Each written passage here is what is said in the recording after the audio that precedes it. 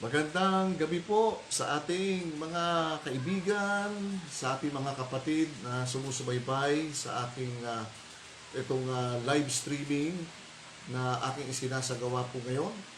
At narito po muli ako, ang iyong lingkod, at ako po ay nag-aanyayang patuloy po sa inyo na ako po ay samahan ninyo sa loob ng 1 oras at kalahati ng ating pagtatalakayan.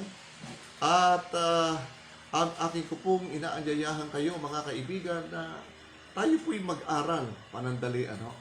At ito ay minsan lamang at ito ay napakahalaga sa buhay po natin na ang ating pag-aralan ang mga salita ng ating Panginoong Diyos na naghahayag po ng mga dakilang katotohanan. Mahalaga po yan, yung katotohanan na yan na mula po sa Diyos, sapagkat meron pong mga bagay na ipinararating ng ating Panginoon Diyos sa lahat po ng mga tao na dapat po malaman at dapat po marinig ng ating mga kababayan, ating mga kaibigan at lahat ng tao sa buong sanlibutan ito ay nais iparating ng ating Panginoon sa ating lahat na mga nananahan sa lupa ang may kinalaman po sa mga katotohanan ng Diyos na dapat po nating malaman. Sapagkat ang lahat po tayo ay naghahangad ng kaligtasan at ang Diyos din po ay nagkakaloob ng kaligtasan sa lahat ng mga tao sapagkat ang ating sanlibutan kinabubuhayan mga kaibigan ay meron pong katapusan. Tandaan po natin, ang sanlibutan ito ay merong katapusan. Sapagkat ang ating kinabubuhayan ngayon mga kaibigan, tayo po ay nabubuhay sa magulong sitwasyon ng sanlibutan ngayon. No? Ang ating kinabubuhayan ay hindi na po ordinaryong kabuhayan ngayon di tulad ng mga sinaunang panahon. Tayo po ay nabubuhay sa mga kaganapan na nangyayari ayon po sa ipinangaralan ng una pa ng ating Panginoon Jesucristo.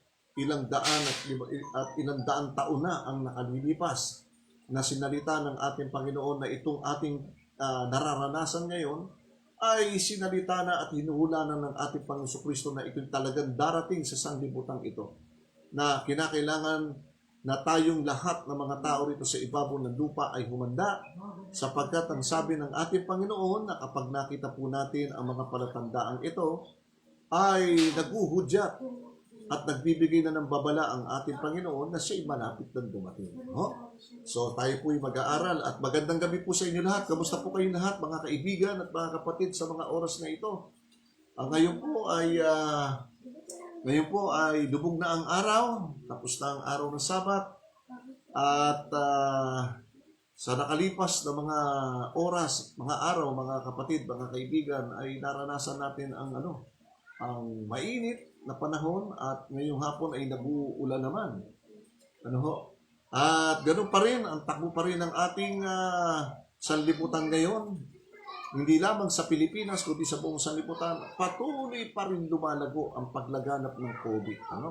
Kahit ang mga tao ay nalagyan na ng vaccine, ay patuloy pa rin, dumaranas pa rin tayo ng iba't ibang mga salit-saring salimuot na mga sakit sa ating kapanahunan ngayon. Nadalangin ko po na nawa na sana po'y matapos na ito. Pero ganun pa man, may sinabi ang ating Panginoong Jesucristo, matapos man ang pandemyang ito ay may darating pa rin. Naku po, sana po'y tapos na. Sinasabi ng ating mga dalubhasang manggagamot, ito'y tatagal pa. Ang tansya ng iba rito, tansya ng ibang mga tao, na mga namumuno sa atin at ganoon din ang tansya ng mga iba pang mga dalubhasang mga manggagamot, baka ito pa tumagal pa ng 2050, 2005. Naku po, ilang taon pa? 3 taon pa o 4 na taon pa tayo magtitiis pa nito. Ganun pa man, ang mahalaga, meron tayong Panginoon Diyos na nakatunghay po sa atin, meron tayong nakikilalang Panginoon, meron tayong nakikilalang Diyos na gumagabay po sa atin na umaasa po tayo at sumasampalataya na hindi po tayo pababayaan ng ating Panginoon. Bueno, maganda po ang ating topic ngayon, mga kaibigan. Maya-maya konti, i-announce ko. Nais ko munang bumati. Magandang gabi kay Sister Villa Lisa na ngayon po ay sumusubaybay po sa atin ngayon. Magandang gabi sa iyo, Sister Villa. At nawa ang inyong sambahayan ay nasa mabuting kalagayan. And of course, Ako po'y sumasaludo at patuloy na nagpapasalamat sa aking mahal na kapatid na hindi ko malilimutan at matulungin na kapatid na ito po ay si Brother Danny Flores at ang kanyang may bahay, si Sister Minnie Flores at ang kanyang buong sambahayan. Brother Danny, Sister Minnie, maraming salamat po. Ang aking background ay para akong nasa San Diego, California. Para po ako nasa Amerika ngayon. Kita niyo po yung background ko, no? Salamat po, Brother Danny and Sister Minnie, sa inyong pinadalang magandang background. Pero parang buhay na buhay. Tuwan-tuwa ako no? Thank you po sa inyong mag-asawa. Talagang saludo ko. Basta sa gawain sa Panginoon ay talagang ating kapatid. Yan po si Brother Danny Flores, yung mag-asawang yan. Mr. Minnie, yan po yung mga taga-Mandaluyong SDA Church. Yan ay yung mga matatanda sa iglesia na naglingkod na matagal sa iglesia at sila po ay nalipat ng kanilang tirahan na ngayon po ay nasa San Diego, California. At binabati ko po ang lahat ng mga Pilipino community dyan sa San Diego, kapatid na Danny. Kamusta po kayo lahat? Ipaabot ko po ang aking pagbati. At nawa kayo pong lahat ay nasa mabuting kalagayan. And of course, binabati ko po si Sister Merly Munasahing. Sister Merly, kamusta ka dyan? Alam kong busy ka sa paglilingkod sa ating Panginoon sa lugar ninyo, sa lugar ng France, At kay Sister Rose Arugante. Sister Rose, magandang, siguro madaling araw na sa inyo dyan, sa oras na ito, Baka 1:00, 2:00 ng madaling araw. Ganun pa man, dito sa lugar natin sa Pilipinas ay gabi. Bumabati po ako sa iyo ng magandang gabi at ganun din. Magandang madaling araw sa inyo dyan, sa inyong kinalalagyan ngayon, sa Canada. And of course, si Brother Glenn Villegas. Brother Glenn, kamusta ka na riyan? Ako, akala ko pupunta ka rito at dadalawin mo ako. Hindi tayo nakita, ha? At si Brother Rick de los Reyes, ang head elder, matanda sa iglesia ng Hillsview. Kamusta na, Brother Rick? At si Brother Ralph Somoso. Brother Ralph! Naku, napakatagal na natin hindi nagkikita-kita. Hindi tayo nagkakausap. Kamusta ka na? At ang iyong buong sambahayan. At of course, ang hindi nakakalimot, Sister Evelyn Silayan. At saka si Sister Annie Barrios. Magandang gabi sa iyo, Sister Annie. And of course, si Delia de los Reyes Tan. Sister Del, kamusta ka na? Masugit natin taga-subaybay ito. Si Sister ito, hindi ko malilimutan. Sister Flor Ilaw. Kamusta na, Sister Flor? Magandang gabi. Ito ay nasa parting Quezon. Naku, si Brother Winfred Hilaw. Magandang gabi sa iyo, kapatid na Winfred. At naway nasa mabuti kayong kalagayan, lalo na po ang iyong mami, Sister Bioli. At gayon din si Juanita Abot at ito pa isa, si Brother Noel Edar. Brother Noel at saka si Brother Mayton, si Brother Mark Cabeza. Magandang gabi sa inyo. And of course, binabati ko po si Sister Nancy Nacional. Andito ngayon, Sister Nancy. Magandang gabi sa iyo, ha? Subaybayan nyo kami. At sa ating pag-aaral, napakaganda po ng ating ipapaksa natin ngayon. At mamaya, babatiin natin yung iba, Si Brother Tuachi Amoroto at si Ramir Gorgonio at si Alfred Ducusin, si Sister Reby Villapuerte, Dominador Cadabo, and of course, Sister Rose Fernando Liver. Ito ay nasa bansang Amerika din, Magandang siguro umaga na diyan sa inyo at dito naman magandang gabi. And of course, dito pala si Brother June Vilar. Magandang gabi. Si Brother Noel, ayan, nakita ko na si Brother Noel Vincent Idar. Magandang gabi. At Brother June Vilar Jr., magandang gabi po sa inyo. Sa ating pasimula ngayong gabi, napakaganda po ng ating ipapaksa sapagkat meron pong nagtanong na ating kapatid at kaibigan, si Brother Maiton Baladian. Magandang gabi sa iyo, Brother Maiton. Meron pong nagtanong sa ating kapatid. Tutuloy natin yung pagbatay direct. Babati natin mamaya. Diretso po natin mamaya ito. Iahabol natin to. May nagtanong po kasi sa atin sapagkat tayo mag-i-entertain ng questions and answer naman ngayon. Pero papaksa pa rin ako bago natin sagutin yung tanong ng ating kapatid na tinatanong nila na ano ba talaga yung aral ng kaligtasan? Na kanino ba talaga ang kaloob ng Diyos sa kaligtasan ng tao? Ito po ba'y nasa relihiyon ng Islam? Tanong ho ito o ang kaligtasan ay nasa relihiyon ng mananampalatayang Kristiyano? Yan ang ating papaksa natin ngayon, mga kapatid. Sapagkat napakaganda ng katanungan na yan, alam po ninyo, mga kapatid, mga kaibigan, ang ating Panginoon ay merong nais pong iparating sa ating lahat. Pero bago iparating ng Panginoon ito sa ating lahat, manalangin muna tayo. Tayo po'y mag-anyaya sa pamamagitan muna ng isang panalangin. Lumapit muna tayo sa Panginoon para tayo gabayan, bigyan tayo ng liwanag at bukas na puso at isipan. Tayo po'y manalangin muna, mga kaibigan at mga kapatid. Panginoon po naming Diyos na ang tahanan ay nasa mga langit. Nagpapasalamat po kaming lahat na ngayon po ay magsasalo-salo sa isang pag-aaral ng iyong mga katotohanan. Kami po'y nakikiusap, Ama, na naway samahan niyo po kami sa aming pag-aaral. Buksan nawa po ang aming mga puso't isipan at pang-unawa upang maunawaan po namin ang iyong mga aral, ng iyong katotohanan na may kinalaman sa kaligtasan ng tao. Kung magkagayon, O Diyos, sa aming pang-unawa sa tulong ng inyong banal na Espiritu Santo, ay sumampalataya kami sa ikaliligtas po ng aming kaluluwa at tanggapin namin ang aming tagapagligtas. Walang iba kundi ang inyong dakilang anak na si Jesus. Kaya, Panginoon, inihahabilin po namin ang programang ito, ang live streaming, sa paghahayag ng iyong katotohanan. Ikaw ang aming makapili. Panginoon, ano man po ang mga naging pagkukulang po namin sa buhay, kaming lahat na nagsasama-sama ngayong gabi sa pag-aaral ng iyong salita, kami pong lahat ay humihingi ng kapatawaran sa lahat ng aming pagkakasala, sapagkat, Ama, ang lahat ng ito'y hinihiling po namin sa matamis na banal na pangalan ng aming Panginoong Hesus. Amen.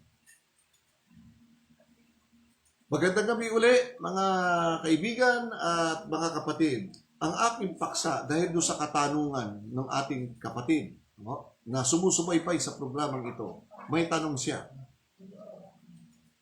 Na kanino po ba talaga ibinigay, kanino po ibinigay ng Diyos ang aral ng kaligtasan ng tao? Ito po ba ay ibinigay ng ating Panginoon sa ibang relihiyon, katulad ng relihiyon ng Islam? Ang tanong niya po kasi, nasa Islam po ba ang kaligtasan? Kasi ang sabi ng mga Muslim, sila lang daw ang maliligtas. Well, claim nila ho yun. Side nila ho yun pa. Yun ang kanilang paniniwala, yun ang kanilang pananampalataya. Wala po tayong magagawa nun. Sapagkat kalayaan po ng tao, yung kanilang sinasabi, yung kanilang pagkiklaim, kalayaan po nila yan. Lahat naman tayo malaya no? Kahit sino sa atin, pwede natin sabihin, kami ang Kristo. May nagkiklaim na siya ang Kristo, di ba? Andun sa Davao. Kalayaan niya rin yun na mag-claim. May nagsasabing, kami ang tunay na iglesia, kami lang maliligtas. Kalayaan din nila mag-claim, mga kaibigan, mga kapatid. May nagsasabi naman, ang kaligtasan ay sa pamamagitan ng pagsunod sa kautusan. Well, kalayaan din nila yung sabihin yun. May nagsasabi naman, ang kaligtasan wala na sa iba, kundi nasa amin na lang ang kaligtasan. Well, kalayaan din nila yun. Kalayaan. Pero, kahit kalayaan ng tao na sila'y mag-claim, kahit sabihin nila na sa kanila ang kaligtasan, at sila lang ang maliligtas, sila lang ang totoo, mga kapatid, ang final say niyan, walang iba kundi ang ating sa Panginoong Hesukristo pa rin natin. Yung kiniklaim ni Kristo, yung pinakikilala ng ating Panginoong Hesukristo, yung itinuturo ng ating Panginoon Kristo kung sino ang tunay at na kanino ang kaligtasan, yun ang ating paniniwalaan. Yung mga tao dyan sa tabi-tabi nagsasabi, kami totoo, kami nang maliligtas, nasabi ng tunay na relihiyon, kami may dalang tunay na aral. Well, side nila yon, kalayaan nila yon. Hayaan natin sila. Bagamat yan ang kanilang kiniklaim na sila ang totoo, sila lang ang maliligtas, na sa kanila ang katotohanan, well, tingnan natin. Kumbaga sa doktor, check upin natin. Pag-aralan natin at saliksikin natin yung kanilang mga aral kung may katotohanan ba na sila nga ba yung totoong sinasabi nila na kiniklaim nila, sila lang ang maliligtas, kami ang totoo. Kaya ang sukatan po natin mga kaibigan, walang iba kundi nasa Biblia. Sandali lang ha. Ulitin Biblia ko.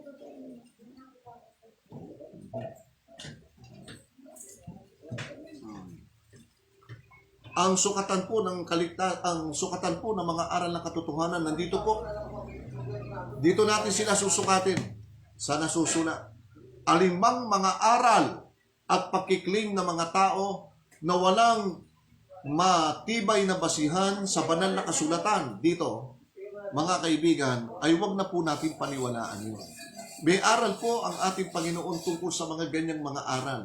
Pagka kiniklaim na nila, sila ang totoo, pero pag dinala natin sa isang pag-aaral sa banal na kasulatan, at yung kanilang itinuturo ay hindi sumasang-ayon sa patunay ng banal na kasulatan, huwag po natin tatanggapin at huwag po natin paniniwalaan.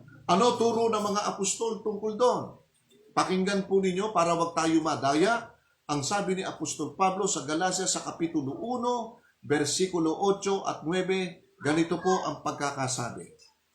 Ang sabi ng ating Panginoon na itinuro sa kanyang mga apostol, kapag ang aral ay hindi sumasang-ayon sa aral ng Biblia, ay wag na ho natin paniwalaan, itakwil na po natin.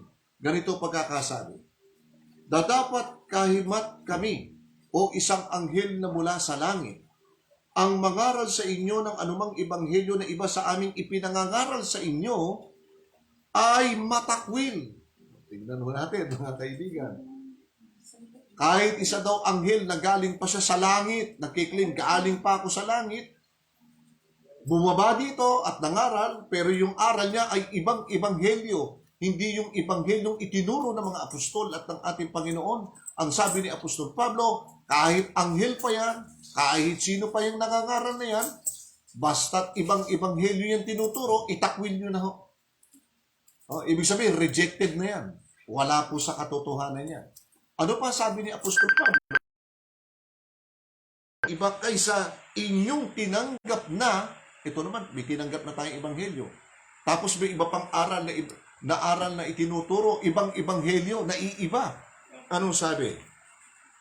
Ay matakwil. Itinatakwil na po yun, mga kaibigan.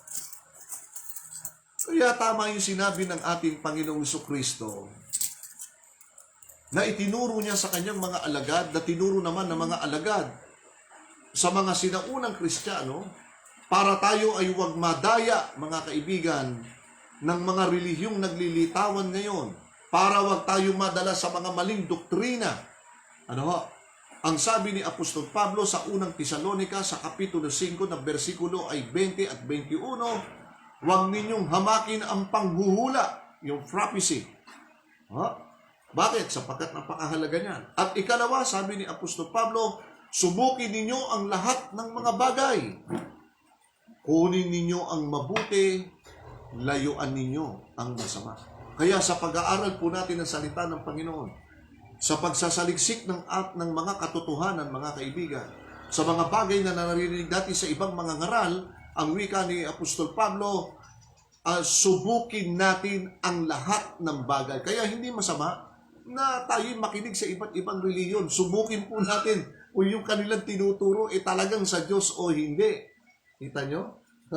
Kaya yun ang susubukan po natin.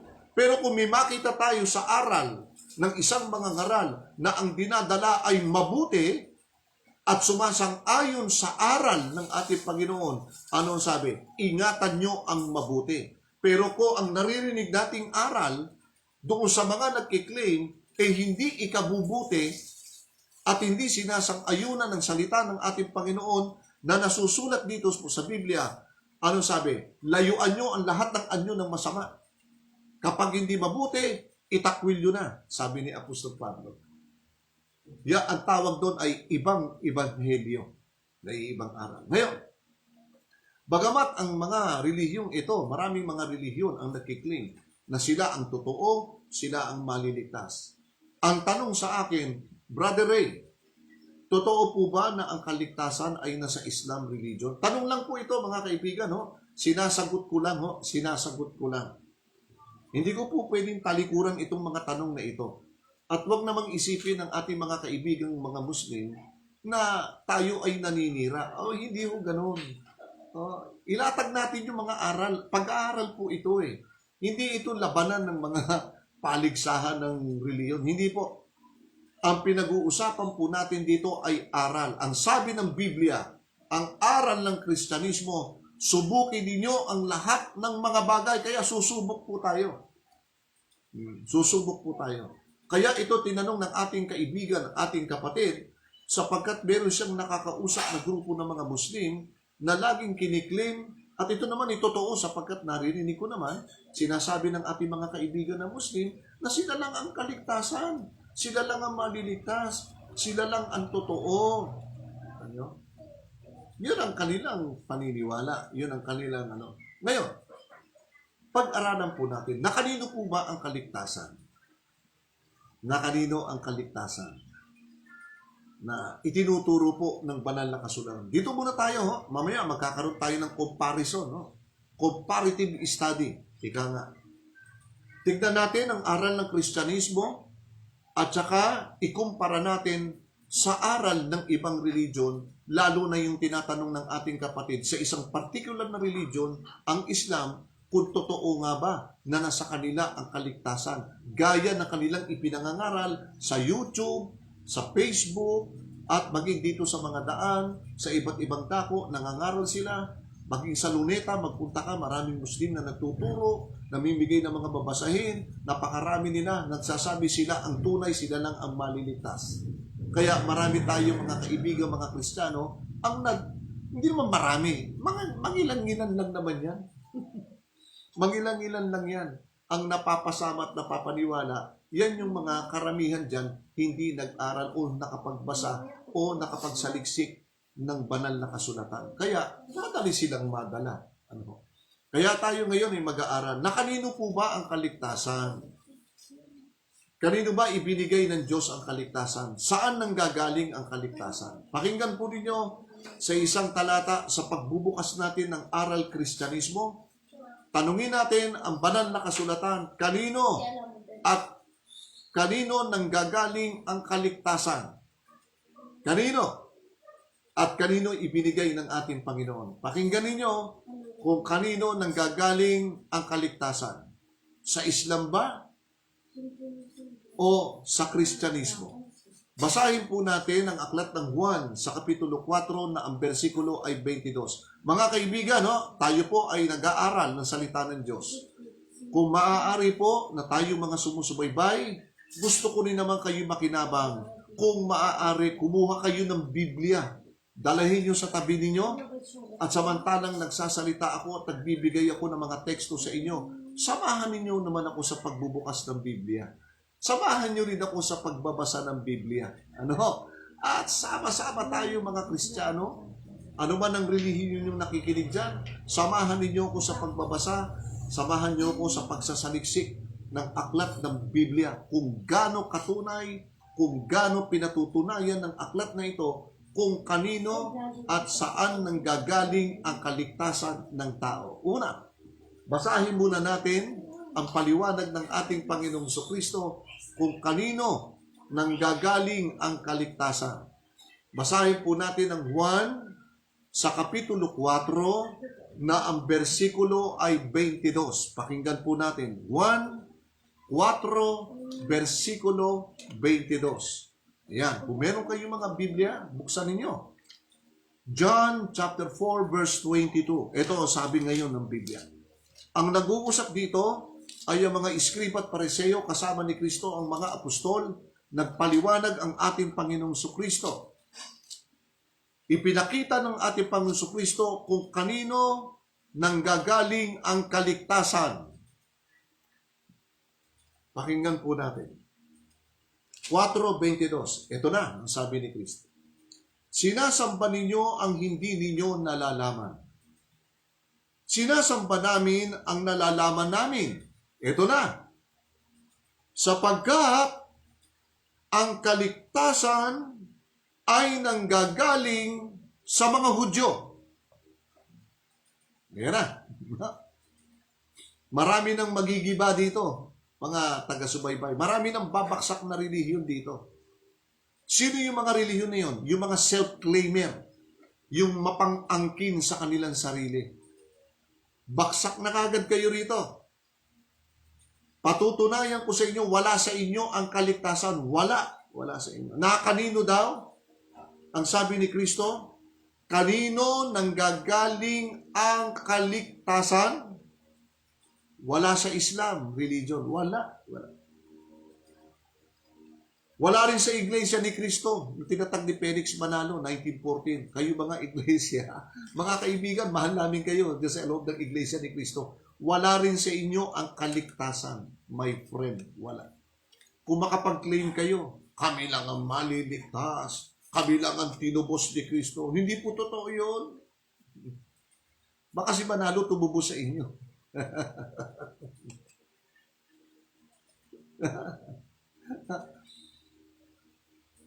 Hindi kayo tinubos ni Kristo. Hindi kayo kasamang natubos, kayo mga Iglesia ni Kristo. Maniwala kayo. Na kanino nanggagaling ang kaligtasan? Nasa Iglesia ba ni Kristo? Nasa mga Muslim ba? Kaibigan natin. Anong sabi? Sinasamba namin ang nalalaman namin, sabi ni Kristo. Ano yung nalalaman nila? Ang kaligtasan ay nanggagaling kanino? Sa mga Hudyo. See?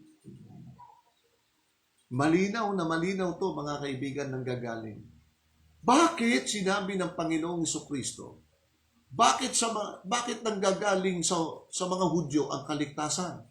Alam niyo kung bakit, mga kaibigan? Dahil ang tagapagligtas ay lumitaw sa lahi ng mga Hudyo, walang iba kundi ang ating Panginoong Jesucristo. Si Kristo'y lumitaw sa kalagitnaan ng mga Hudyo. Si Kristo sa kanyang pagkakatawan tao ay nanggaling mula sa linya at lahi ni Haring David. Ayan. Kita nyo? Kaya ang tagapagligtas ay lumitaw sa kalagitnaan ng mga Hudyo, doon sa Israel. Hindi doon sa mga Arabo. Doon lumitaw ang kaligtasan. Kaya dito pa lang, doon sa nagtanong sa ating kapatid, Sister, na kanino daw ang kaligtasan? Nasa mga Hudyo nanggaling. Bakit sa mga Hudyo?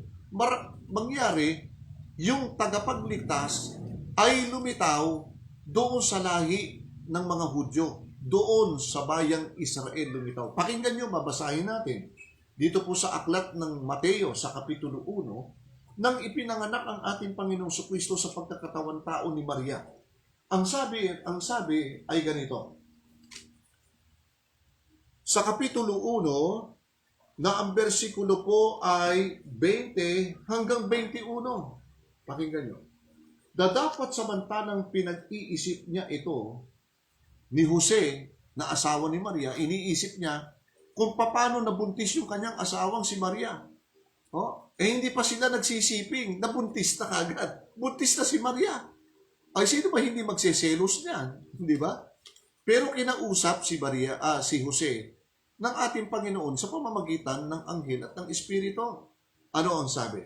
Dapat samantalang pinag-iisip niya ito ni Jose, narito ang isang anghel ng Panginoon ay napakilala sa kanya sa panaginip na sinasabi, Jose, anak ni David, huwag kang mangamba sa pagtanggap kay Maria na iyong asawa, sapagkat ang kanyang dinadalang tao ay sa Espiritu Santo.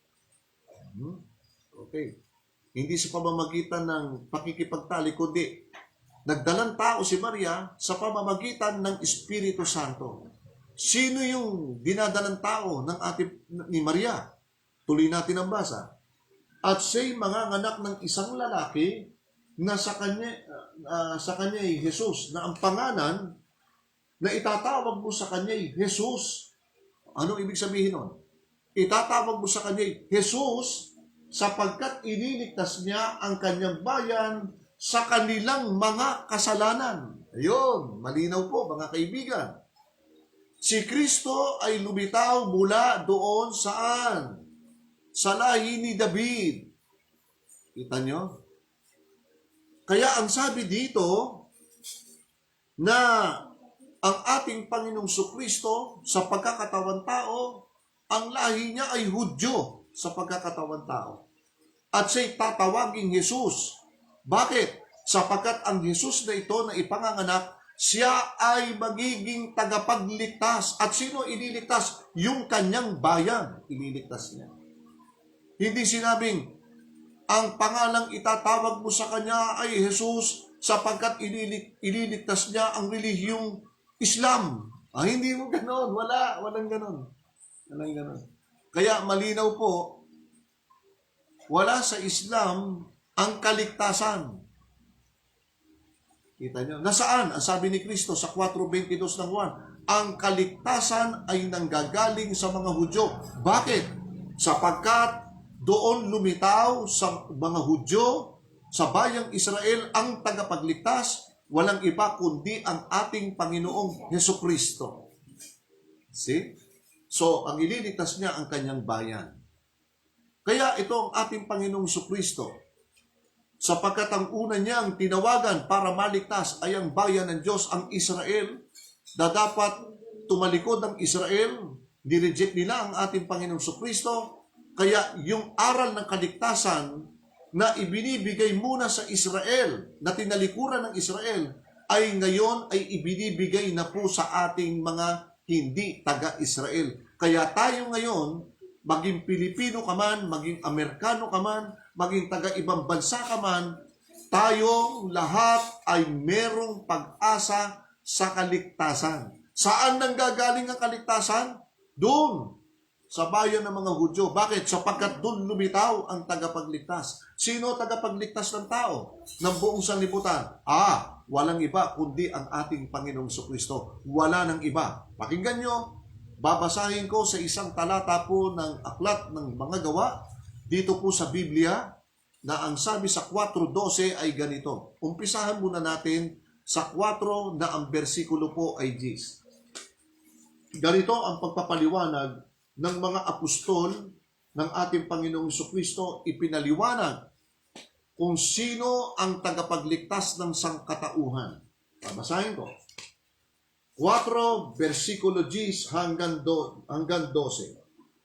Dapat malaman ninyong lahat ng buong sambahayan ng Israel na nakatayo ang taong ito sa inyong harapan na walang sakit sa pangalan ni Jesucristong taga-Nazaret, na inyong ipinako sa krus at binuhay ng Diyos mula sa mga patay. Itong si Jesus ang bato na itinakwil ninyong mga nagtayo na siyang naging batong panulukan. Walang kaligtasan, ito na, walang kaligtasan sa kanino paman, sapagkat walang ibang pangalan sa ilalim ng langit na ibinigay sa mga tao na ating ikaliligtas. Na kanino po ang kaligtasan ngayon? Wala sa Arabo, wala sa mga Muslim. Na kanino ang kaligtasan?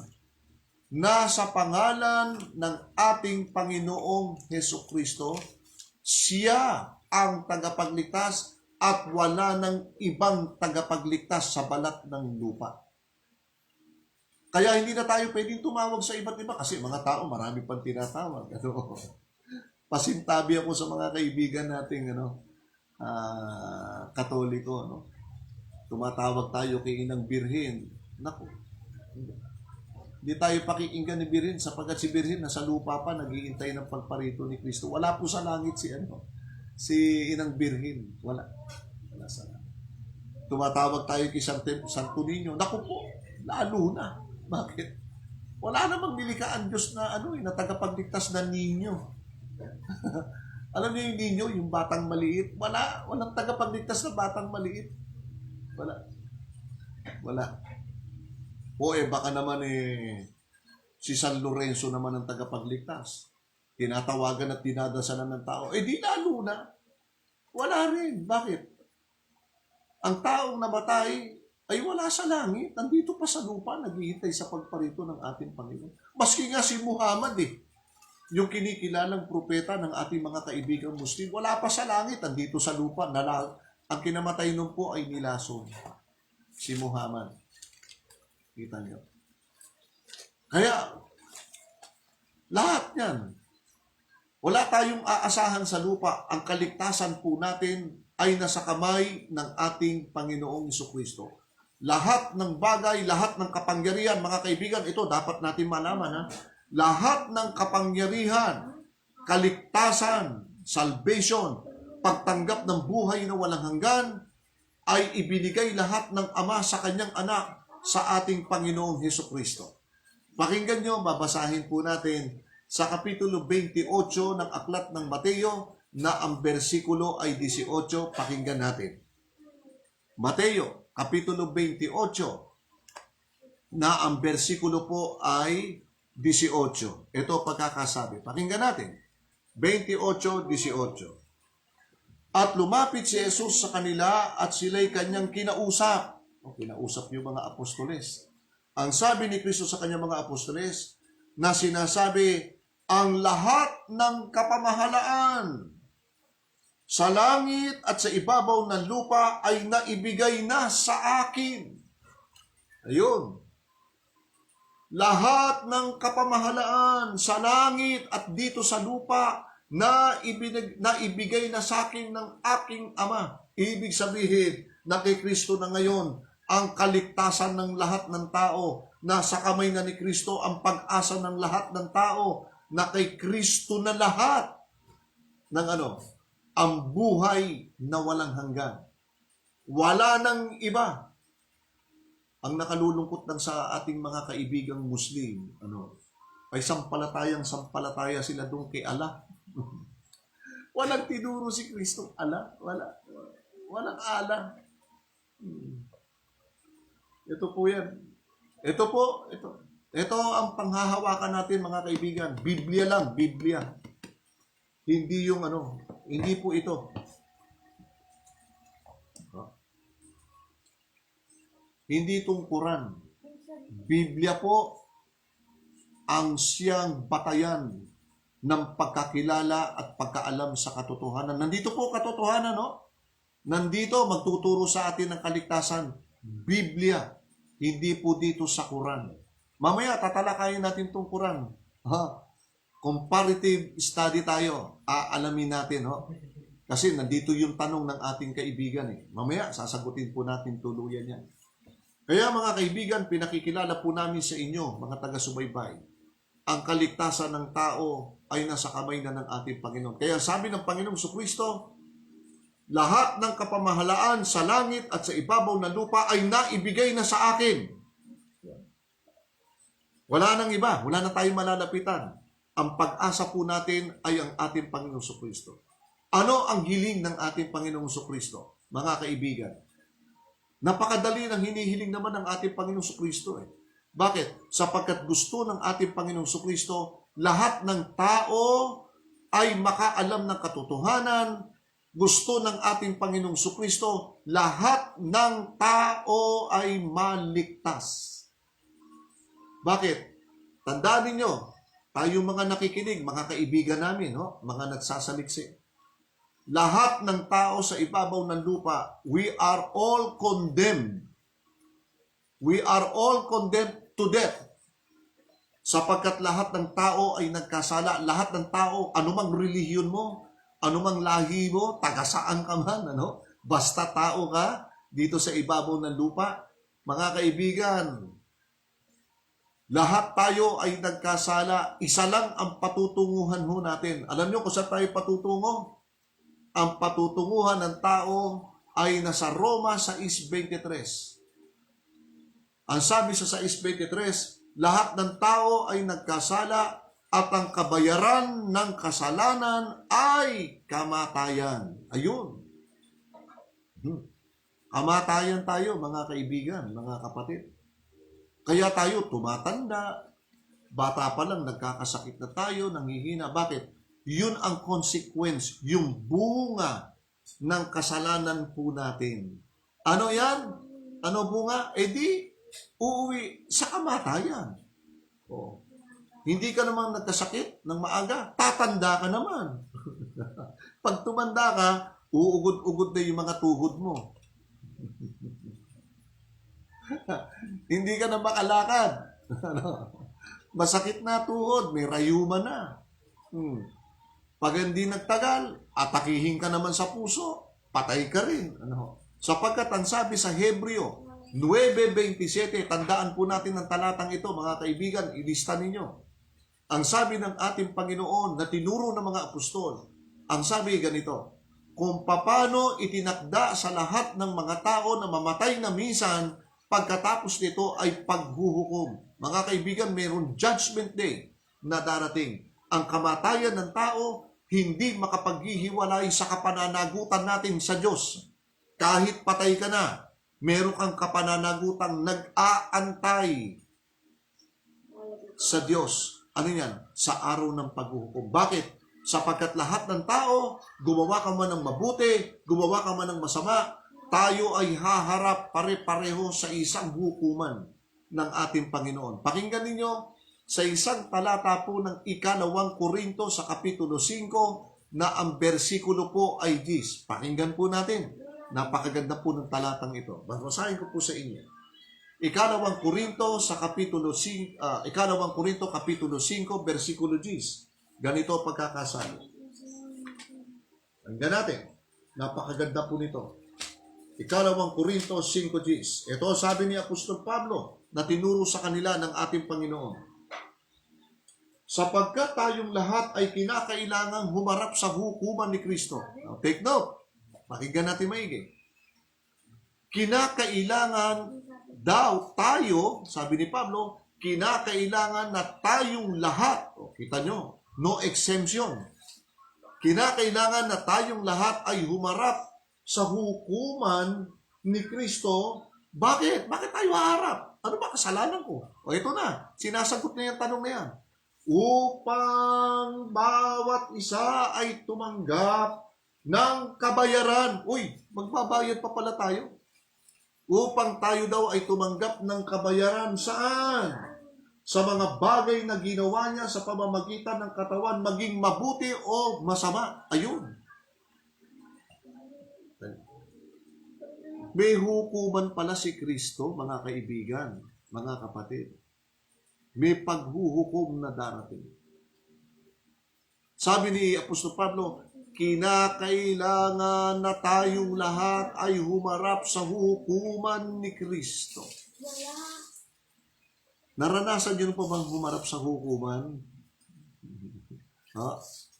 Ako'y nasa media dati, kumo-cover ako sa court hearing. Ang bawat humaharap sa court hearing na mayroong malalaking kaso ay nininervyos at kinakabahan. Lalo na po kung sila ay binasahan ng hatol.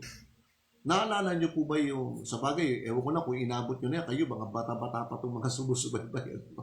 Ako'y bata pa rin noon, nung panahon na yun, nung ako'y kumover, doon sa isang kaso na isang artista na rape case, na itong mga taong ito ay hinatulan ng bitay. Naroroon po ako, mga kaibigan. Kumover ako as a young man, media man. Kumover ako. Nakita ko kung paano humarap sa isang hukuman ng isang taong gumawa ng kasalanan.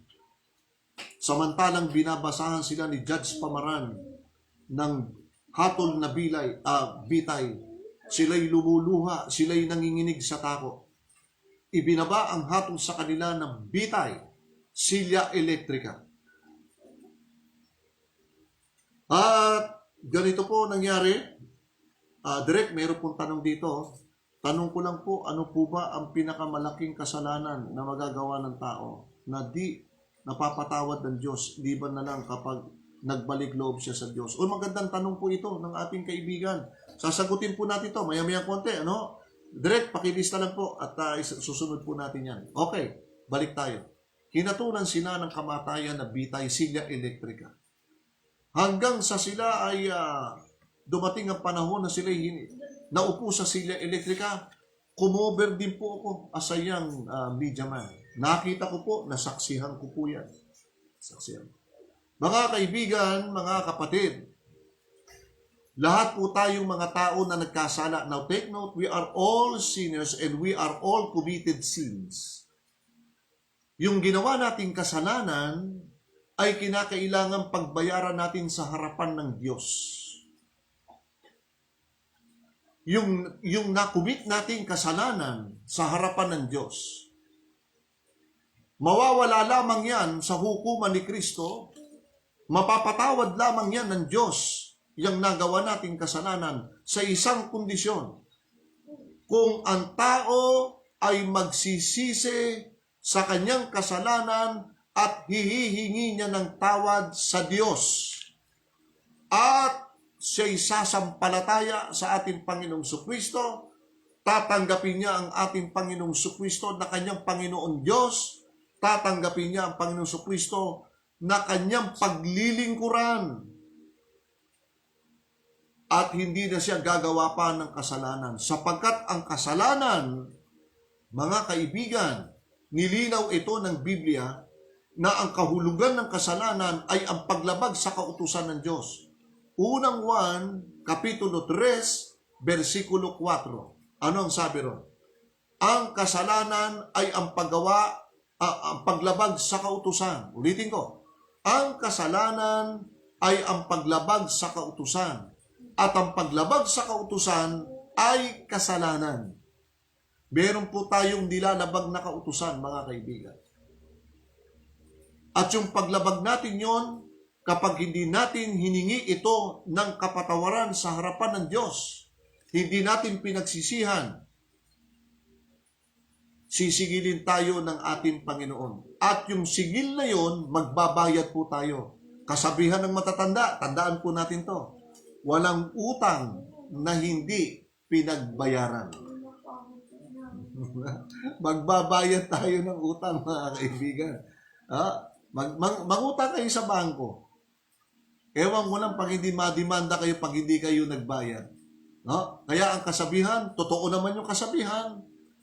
Walang utang na hindi pinagbayaran. May utang tayo sa Diyos, mga kapatid. Ano utang natin? Di yung kasalanan. Kaya nga yung kasalanan ay nagbabayad. Ang sabi sa Roma 6:23, ang kabayaran ng kasalanan. O tignan nyo, yung kasalanan nagbabayad. Ano bayad sa kasalanan? Ang kabayaran ng kasalanan ay kamatayan. Kita nyo? Kaya lahat tayo namamatay sa ngayon. Bakit? Yan ang bunga ng kasalanan. Pero, take note, meron pang ikalawang kamatayan sa mga hindi nagsisi sa kasalanan. Sa mga taong hindi tumanggap kay Kristo, meron pang ikalawang kamatayan ang haharapin ng taong makasalanan hindi nagsisi. Yung ikalawang kamatayan na yon, mga kaibigan, doon tayo inaagaw ni Kristo. Doon tayo nililigtas ni Kristo, doon sa ikalawang kamatayan. Ano po yung ikalawang kamatayan? O babasahin natin sa Biblia. Ito pagbabatayan natin Biblia. Alright, basahin natin ang aklat ng Apokalipsis sa Kapitulo 20 na ang bersikulo ay 12,15. Unahin muna natin ang talatang 12 sa Kapitulo 20 ng Apokalipsis. Ganito sinasabi. Apokalipsis Kapitulo 20, versikulo 12. Dito tayo inaagaw ngayon ni Kristo. Dito tayo dililigtas ni Kristo. Kaya kailangan natin ang tagapagligtas. Sino lamang ang makapagliligtas sa atin? Sa darating na ikalawang kamatayan na kakaharapin ng lahat ng makasalanan, si Kristo lamang po ang makapagliligtas dito. Pakinggan po ninyo sa Kapitulo 20, versikulo 12. At nakita ko ang mga patay. Yan, may patay na naman nakita si Juan. At nakita ko ang mga patay, mga dakila at mga hamak na nakatayo sa harapan ng trono. Kaninong trono? E di sa trono ni Kristo. At pagkatapos at binuksan ng mga aklat. Uy, may aklat pala tayo sa langit. Ito'y talaan ng mga ginagawa natin sa lupa at talaan ng ating mga pangalan. Anong sabi? Binuksan din ng isa pang aklat. Uy, may aklat na naman, panibago. Ano pa? Ang aklat ng buhay at ang mga patay ay hinatulan ayon sa kanilang mga gawa, ayon sa nakatala sa mga aklat. Oy, hahatulan pala ang mga taong makasalanan. Na yung mga makasalanan na hindi nagsisi, hindi tumanggap kay Kristo, haharap sila sa hukuman at sila'y babasahan ng babasahan sila ng hatol ng ating Panginoon Kristo. Sang-ayon do sa aklat na nakasulat, sang-ayon sa gawa ng mga makasalanan na hindi nagsisi, na hindi tumanggap kay Kristo para sila iligtas niya sa ikalawang kamatayan. Ano ang gagawin? Ito na tanong. Ano ang gagawin ng ating Panginoong Jesucristo doon sa mga makasalanan na hindi nagsisi? Mga makasalanang hindi rin sumampalataya sa Panginoong Jesucristo. Mga makasalanang hindi tinanggap si Kristo. Ano ang hatol sa kanila? Pakinggan ninyo. Dito rin po sa Kapitulo 20 ng Aklat ng Apokalipsis na ang bersikulo po ay 13 hanggang 15. Umpisahan natin sa 13. At iniluwa ng dagat ang mga patay na nasa kanya. O may patay sa mga dagat. Alam naman natin yan. Naalala niyo ba yung Doña Paz na lumubog na barko? Daming namatay doon. Nandudong pa sila sa ilalim ng dagat hanggang ngayon. O yung mga kinain ng pating. Anong sabi? Iluluwa sila ng dagat, yung mga patay na yan. Ilulutang sila lahat. At anong gagawin? At niluwa ng dagat ang mga patay na nasa kanya at ibinigay ng kamatayan at ang libingan ang mga patay na nasa kanila at hinatulan ang bawat tao ayon sa kanilang mga gawa. Ituloy natin sa 14. Ang kamatayan at ang libingan, tinawag na Hades yung libingan, ay itinapon sa lawa ng apoy. Ito ang ikalawang kamatayan, ang lawa ng apoy.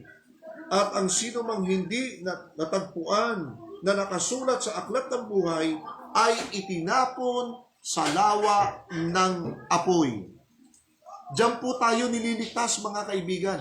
Diyan sa lawa ng apoy na siyang ikalawang kamatayan, diyan po tayo inaagaw ni Kristo. Diyan tayo inililigtas. Kaya may naririnig tayong aral na kailangan natin ang kaligtasan, kailangan natin ang tagapagligtas na magliligtas doon sa dagat-dagatang apoy na kung tawagin natin ay impyerno. See? Alam po ninyo yung impyerno, hindi naman para sa tao yan eh. Hindi. Eh bakit napasama ang tao? Eh kasi kasalanan din ng tao eh. Yung impyerno, itinalaga talaga yung apoy na yan, pamatayan para sa dyablo. O, na siyang dumaya sa sanlibutan. Ganun po yun, mga kaibigan. Talagang itinalaga yan. Yan may mababasa ninyo sa Kapitulo 24 o 25 po ng Mateo.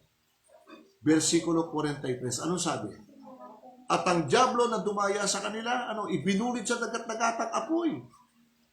Eh, ang problema, bagamat yung impyerno para lamang yan kay Satanas, para yan sa dyablo, ang nakalulungkot, yung mga tao na ayaw sumunod sa Diyos, ay sumunod kanino? Eh, di kay Satanas.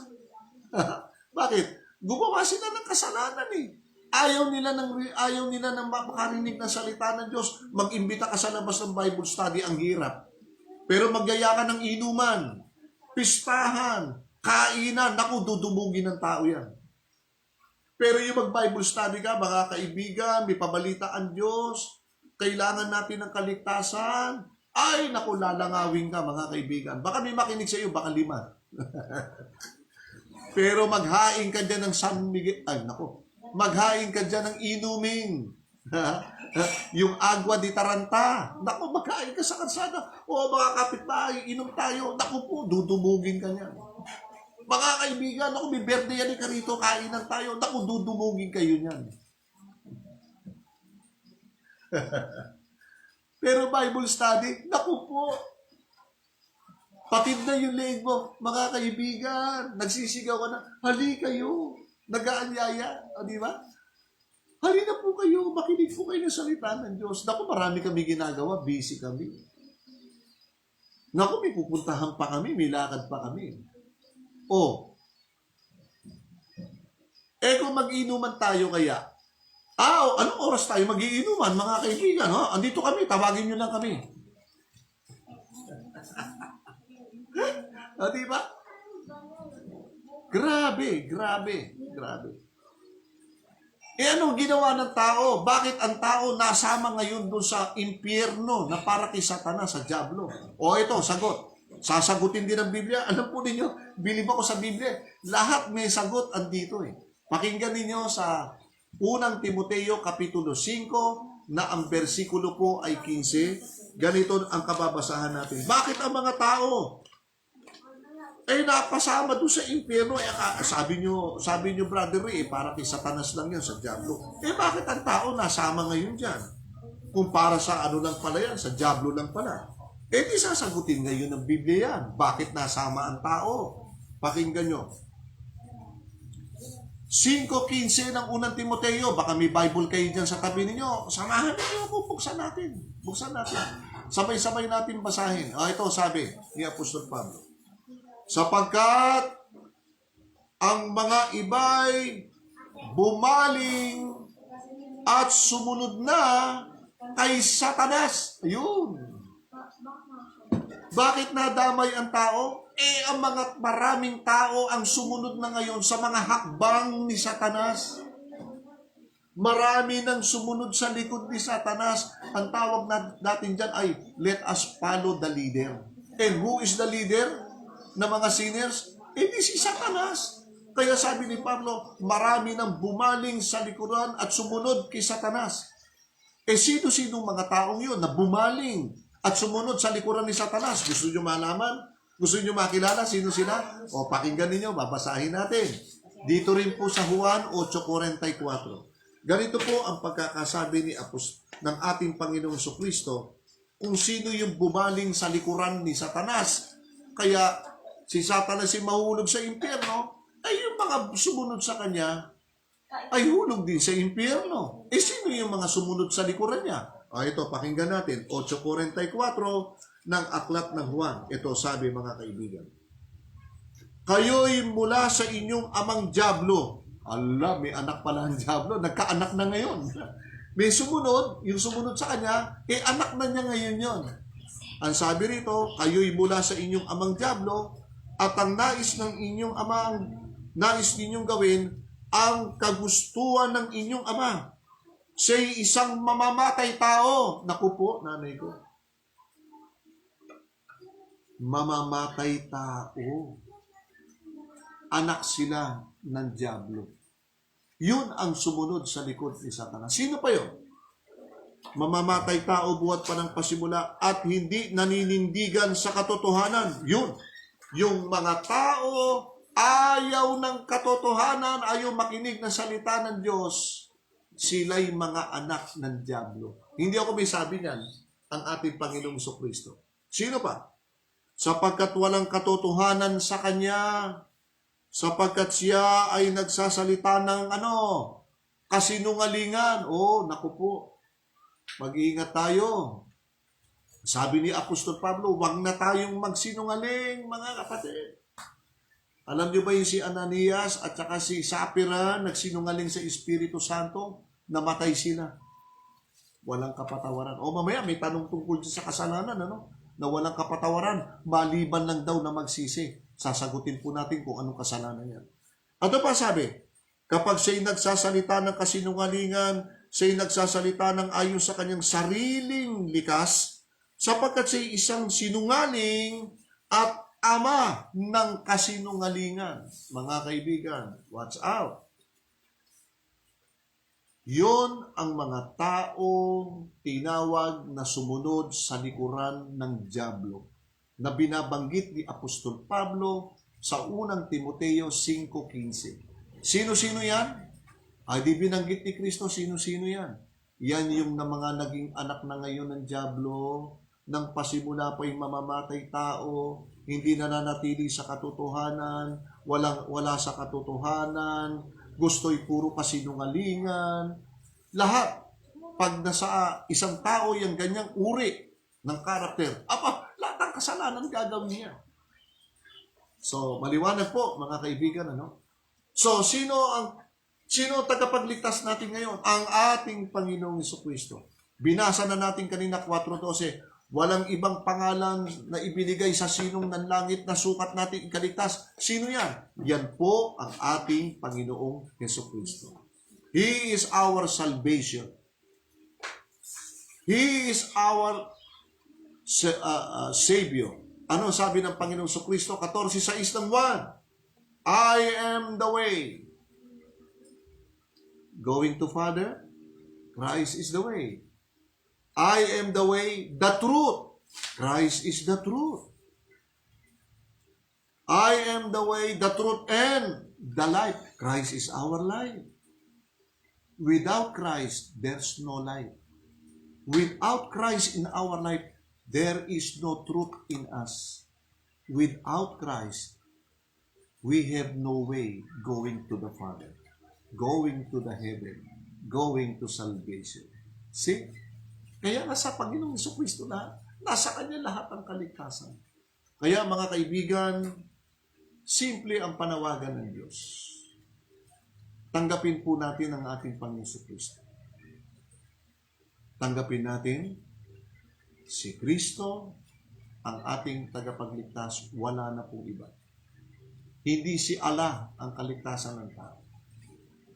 Hindi si Muhammad ang magiging daan papalapit sa Diyos. Hindi si Buddha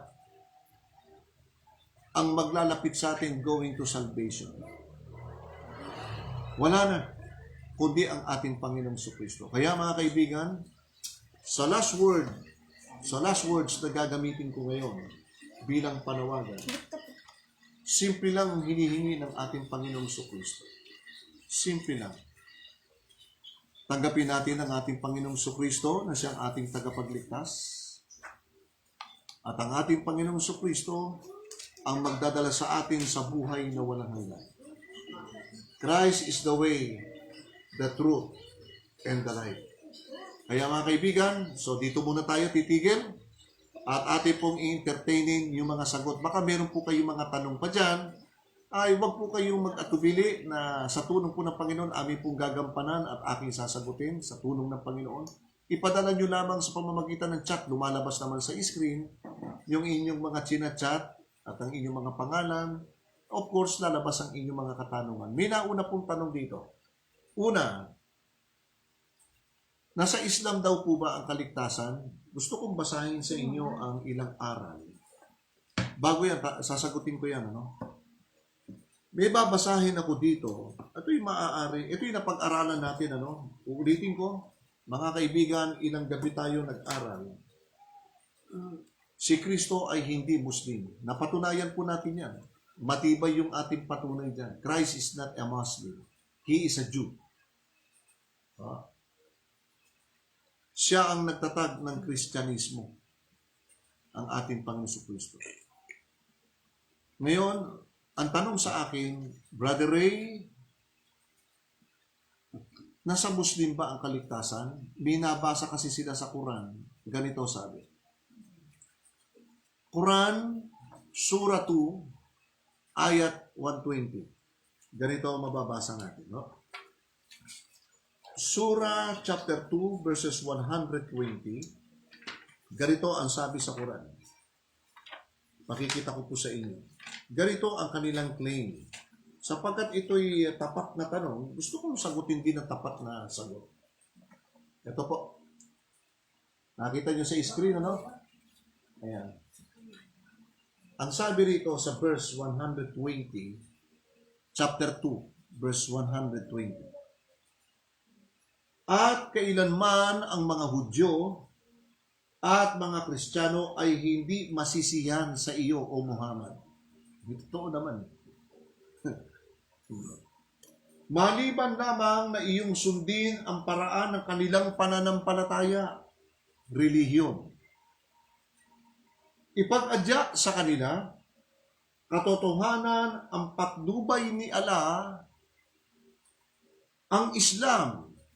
Ito ang tanging patnubay lamang ng tunay na relihiyon. Alin daw yung tunay na relihiyon ayon sa paniniwala na itinuro ni Muhammad sa mga Muslim?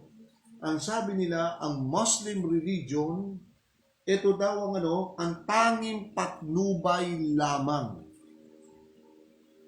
Ang alin? Ang tunay na patnubay lamang ay ang tunay na relihiyon, ang Islam. Ayan, yan ang kanilang paniniwala. Nasa Quran to, binabasa ko.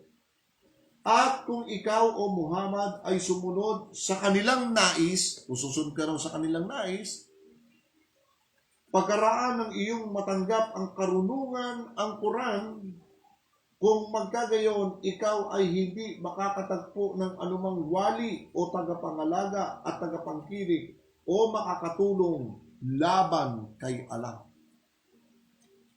So malinaw po ang itinuturo ng Islam doon sa nagtanong sa atin. Totoo ba tinuturo ng Islam na sila lang ang tunay na reliyon, sila lamang maliligtas? Yes, nasa Quran. Kanilang paniniwala ito. Pero sa Biblia, Quran, Biblia, sa pagitan tayo, ayan. Dito sa Biblia, hindi po ang relihiyong Muslim ang tunay na relihiyon, hindi rin po ang Muslim o Islam religion ang kaligtasan ng sangkatauhan. Wala. Ang kaligtasan ng tao ay nanggagaling sa mga Hudyo. Bakit? Pinag-aralan na natin. Bakit sinabi ni Kristo na ang kaligtasan ay nanggagaling sa mga Hudyo? Sapagkat doon lumitaw yung tagapagligtas. Kaya kung gusto nyo maligtas, tanggapin ninyo yung aral na itinuro ng ating Panginoon sa mga Hudyo. Doon pinasimulang ibinigay ni Kristo yung aral ng kaligtasan sa mga Hudyo muna. At pagkatapos, ipinasa po sa ating mga hintil. Kaya sinabi ni Kristo, ang kaligtasan ay nanggagaling sa mga Hudyo at hindi sa Islam religion. So dito pa lang, reject na po yung paniniwala ng Islam. Bakit? Bakit sinabi ko? Samantalang Biblia ang pinagbatayan ko. Abay, tama. Bakit? Ayon sa Quran, ito, babasahin ko, alang-alang sa inyo sumusubaybay. Doon sa nagtanong, alang-alang. Bakit? Bakit matibay kong pinanghahawakan na wala sa Islam ang kaligtasan? Ang pinanghahawakan ko ay yung patotoo ng Biblia na ang sabi, ang kaligtasan ay nanggagaling sa mga Hudyo at hindi sa Islam. Andito nakarecord, 4:22 ng Juan. Sabi ni Kristo, sinasamba ninyo ang hindi nyo nalalaman. Ngunit ang sinasamba namin ay nalalaman namin sapagkat ang kaligtasan ay nanggagaling sa mga Hudyo. Andito po yan. Bakit dito ko nanghahawak at hindi ko pinaniniwalaan ng Quran? Sapagkat ang Quran, ang sabi nila ay ganito. Yung Torah at saka yung Ebanghelyo ni Kristo, yung Bible, yung New Testament, ay patnubay ito sa mga tao, sa mga naniniwala sa aklat na yon. Babasahin ko sa inyo. Dito po sa aklat ng Quran, sa Kapitulo 2, na ang versikulo po ay 4 at 3. 4 at 5, pakinggan nyo. Ang nananampalataya sa kapahayagan na ipinadala sa iyo, O Muhammad, at sa ipinahayag ng una sa iyo, ang Torah, yung first 5 books of Torah ni Moses, at sila sa kanilang puso, at ang Ebanghelyo, yung New Testament, itong Biblia natin, at ang ebanghelyo at sila sa kanilang puso ay may pananalig sa kabilang buhay. See? Yung pinadala daw na aklat ng una pa, ang Torah at ang ebanghelyo ni Kristo ay merong ay merong pananalig sa kabilang buhay. Kita niyo yan? Versikulo 5, yung nananangan sa Torah at sa ebanghelyo ni Kristo, anong sabi sa Quran? Sila ay nasa tunay na patnubay. Kita nyo? Yung nangahawak daw dito, nasa tunay tayong patnubay mula sa kanilang Panginoon, ibig sabihin sa ating Panginoon, at sila ang magsisitagumpay. Tayo daw, mga Kristiyano, magtatagumpay. Kita nyo? Kaya mas naniniwala ako dito kesa dito sa Quran. Sapagkat ang Quran sumasang-ayon sa Biblia. Ito raw ang patnubay sa kabilang buhay. At ito, ang mga nananalig dito, sila ang magtatagumpay. Kita nyo? Kaya matagumpay ako. Matagumpay tayo lahat pag dito tayo nang hawak. See? So, malinaw po, mga kaibigan, doon sa tanong na nagtanong sa ating kapatid, na kanino kaligtasan? Una, wala sa Islam. Ang Islam ba tunay na reliyon? Hindi, sabi ng Biblia. See? Hindi makatututol ang sino mang Muslim sa binasa ko. Bakit? Sapagkat kapag tinutulan nila yung binasa kong Quran na ang Torah at ang ebanghelyo ni Kristo ang siyang patnubay, na siyang patnubay at siyang magdadala ng buhay at siyang magtatagumpay, pag yan ay tinutulan nila, hindi kayo tunay na Muslim. Kung tunay ka Muslim, dapat sasang-ayon ka dyan sa sinabi ng Quran ninyo. Na ang Quran, na ang Torah, the first 5 book of Moses, at saka ang ebanghelyo ni Kristo ay siyang patnubay sa kabilang buhay. Kita nyo? Pag yan tinutulan nyo mga Muslim, hindi kayo tunay. Para kayo maging tunay na Muslim sa amin, tanggapin nyo yung nakasulat sa Quran ninyo. Okay? So, malinaw po yung sagot natin. May pangalawang tanong po sa atin. Hindi ko lang po mabasa dahil sulat, Arabo po yung kanyang pangalan. May tanong siya. Ano po ba yung tanong kanina? Ano po ba yung kasalanang walang patawad? Ika nung nagtanong. Alin po ba yung kasalanan na walang patawad, maliban na lang kung magsisi yung tao? Ayan, yan ang tanong. Nung nagtanong sa akin. Babasahin natin dito, mga kaibigan. Meron kasing sinasabi ang Biblia tungkol sa kasalanan na walang patawad. At ito po'y mahalaga po na malaman po natin, mga kaibigan, mga kapatid. May dalawang tanong. Ano pa yung pangalawang tanong? Sige. Inaalam po pa kay Director. Ang unang tanong ko lang po, ano po ba ang pinakamalaking kasalanan na magagawa ng tao? Yung magagawa ng tao, ibig sabihin, future ito, yung magagawa ng tao. Na di papatawad ng Diyos, liban na lang kapag nagbalik loob siya sa Diyos. Ayan. At ang isa pang tanong, bakit sinusunod niyo si Pablo? Mensahero po ba siya ng Diyos? Uy, maganda yan. Nako, ako ay may kopya ng hadith dito. Opo, kami sasagutin natin yan. Ano po ba yung malaking kasalanan na magagawa ng tao? Ang malaking kasalanan magagawa, na magagawa ng tao ay ang kasalanan sa banal na Espiritu Santo. Basahin natin ang talata po sa Biblia sa Kapitulo 12 na ang versikulo po ay 31. Basahin po natin. Itaas natin sa versikulo 30. Ang hindi sumasa akin ay laban sa akin, at ang hindi nag-iimpok na kasama ko ay masasambulat, ika ni Kristo. Kaya't sinasabi ko sa inyo, ang bawat kasalanan at kapusungan ay ipagpapatawad sa mga tao. Dadapwat ang kapusungan, now take note that word, ngunit ang kapusungan laban sa Espiritu ay hindi ipatatawad. Ang sino mang magsalita ng isang salita laban sa anak ng tao ay ipatatawad sa kanya. Tignan nyo. Magkasala na tayo kay Kristo. May kapatawaran pa. Bakit? Si Kristo ang tagapamagitan sa Ama. Tandaan nyo, namamagitan siya sa Ama.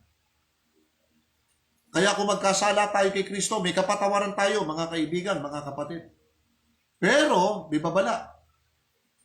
Dadapwat ang sino mang magsalita laban sa Espiritu Santo ay hindi ipatatawad sa Kanya kahit sa sanlibutan ito o maging sa darating. Kanya? Ang magkasala sa anak ay may kapatawaran. Dapat ang magkasala sa Espiritu Santo ay walang kapatawaran. Malupit po yan, mga kaibigan. No? Mapanganib po yan. Meron palang kasalanan na hindi mapapatawad. Yan ang kasalanan po sa Espiritu Santo. Para malaman natin, ano ba yung kasalanan sa Espiritu Santo? Tatalakayin po natin yan. Magkakaroon po tayo ng tanging pag-uusap po dyan, pag-aaral. Pwede rin bukas, mapag-aralan natin yan. Ano po ba ang nagagawa ng tao o ano yung kasalanang nagagawa ng tao laban sa Espiritu Santo na kapag nagkakasala tayo ron ay wala ng kapatawaran. Dapat po natin malaman yan.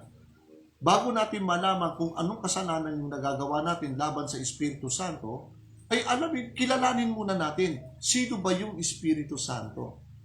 Ano ba gawain ng Espiritu Santo? Ano bang kapangyarihan yung nasa Espiritu Santo? Ano ang kahalagahan ng Espiritu Santo na kapag nagkasala ka dyan, wala ka ng kapatawaran? Dapat malaman po natin yan. Kailangan mapag-aralan po natin yan sa isang serye na ating pong gagawin. So, yun po ang sagot ko ron. Meron pong kasalanan na hindi po maipapatawad sa tao. Yan po ay ang kasalanan sa Espiritu Santo. Bakit?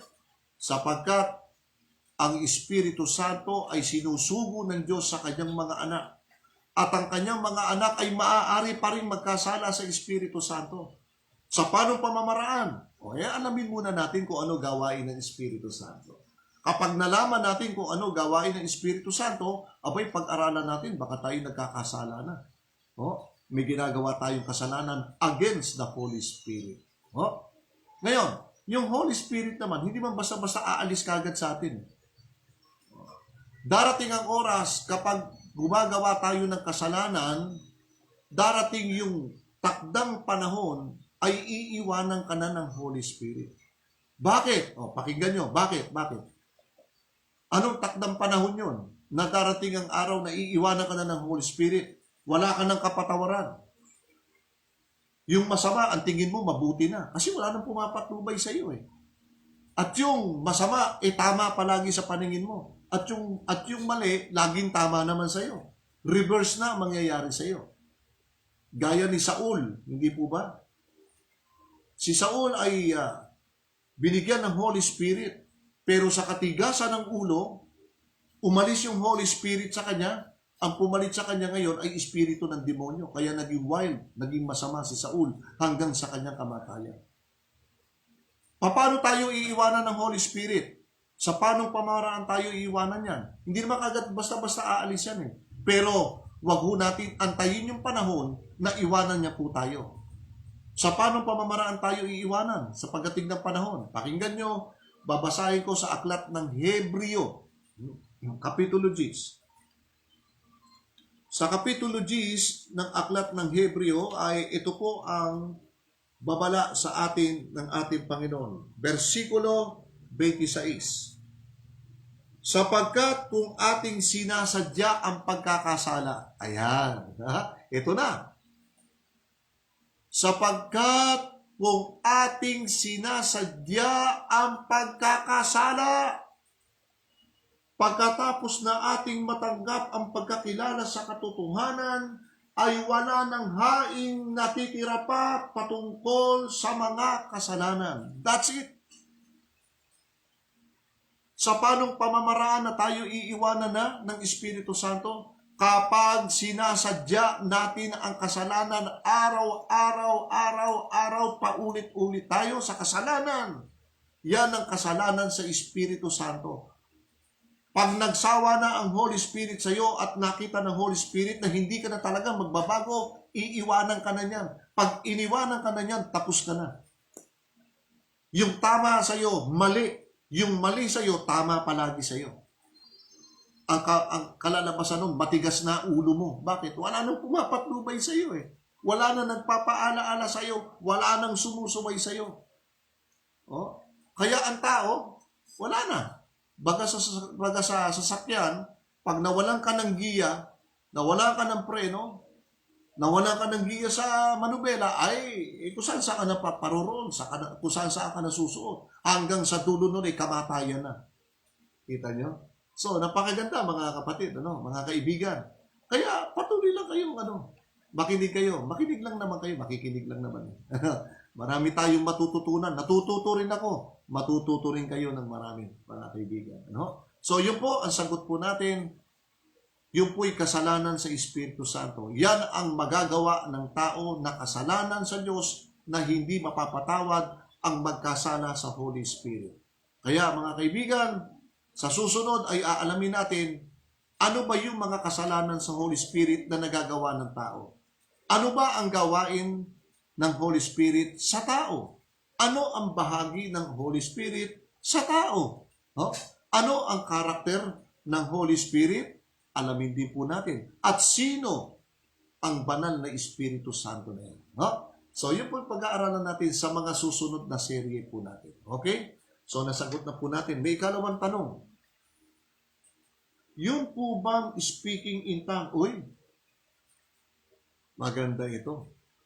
Yun po bang speaking in tongue, salita po ng Diyos? Uy, ayan.